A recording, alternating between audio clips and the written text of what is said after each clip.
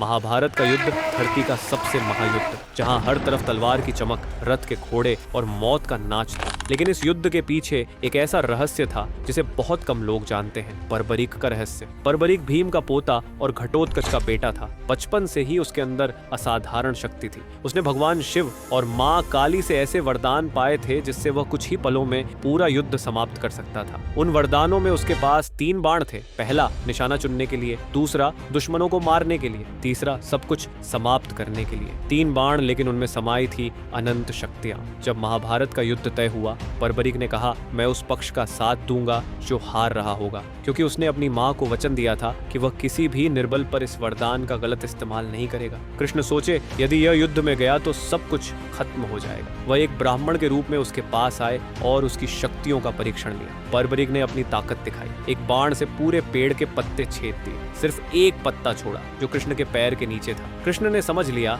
यह लड़का किसी भी पक्ष के लिए खतरा है। ये योद्धा अकेला पूरी सेना का विनाश कर सकता था, दोस्त और दुश्मन में फर्क किए बिना। फिर कृष्ण ने मुस्कुराते हुए कहा, युद्ध के न्याय के लिए मुझे तुम्हारा सर चाहिए। बर्बरीक ने बिना संकोच अपना सर देने को तैयार हो गया और कृष्ण ने उसे आशीर्वाद दिया, तुम्हारा नाम हमेशा कलयुग में जीवित रहेगा। तुम सब कुछ देखोगे, इस युद्ध की हर घड़ी। तुम्हारा सर इस युद्ध को देखेगा और सच का साक्षी बनेगा, क्योंकि बर्बरीक को भी पता था वह खुद इस युद्ध का सबसे बड़ा खतरा था। अपनी शक्ति से इतना पावरफुल कि वह बैलेंस बिगाड़ सकता था, और इस तरह सबसे पावरफुल योद्धा ने खुद को कुर्बान कर दिया। युद्ध के बाद जब कृष्ण से पूछा गया, किसने युद्ध जीता, कृष्ण बोले, जीता तो वही जिसका सिर सब कुछ देख रहा था। आज भी राजस्थान के खाटू में लोग इस सर को खाटू श्याम बाबा के रूप में पूजते हैं। वह वीर जिसे युद्ध में लड़ने का मौका नहीं मिला, लेकिन जिसने सब कुछ अपनी आंखों से देखा।